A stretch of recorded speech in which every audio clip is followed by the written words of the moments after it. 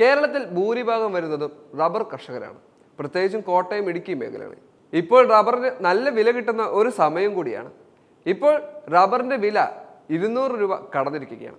മലയോര മേഖലയിലെ ശക്തമായ വേനൽ മഴയും കൂടി അനുകൂലമായതോടെ നിർത്തിവെച്ച തോട്ടങ്ങളിലെയും ടാപ്പിംഗ് പുനരാരംഭിക്കാൻ തുടങ്ങിയിട്ടുണ്ട്. വിപണിയിൽ റബ്ബർ RSS 4-ന് കിലോയ്ക്ക് 202 രൂപ കടക്കുന്നു. വരും ദിവസങ്ങളിലും മഴ കിട്ടുകയും ടാപ്പിംഗ് ഉഷാറാവുകയും ചെയ്താൽ സ്ഥിതി മാറും. വില ഉയർന്നിട്ടും ഉൽപാദനം ഏറെക്കുറെ നിലച്ച അവസ്ഥയാണിപ്പോൾ. വേനൽ ശക്തമായതോടെ ഭൂരിഭാഗം കർഷകരും ടാപ്പിംഗ് നിർത്തിവെച്ചിരിക്കുകയായിരുന്നു. മലയോര മേഖലയിൽ ഒന്നിടവിട്ട് വേനൽ മഴ ലഭിച്ച സാഹചര്യത്തിൽ കർഷകരിൽ പലരും ടാപ്പിംഗ് പുനരാരംഭിക്കാനുള്ള ആലോചനയിലാണിപ്പോൾ.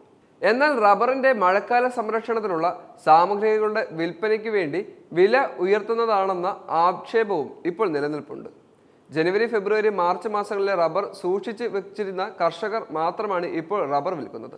ഒട്ടുപാൽ വിലയും ഇത്തവണ താഴാതെ നിലനിൽക്കുകയാണ്.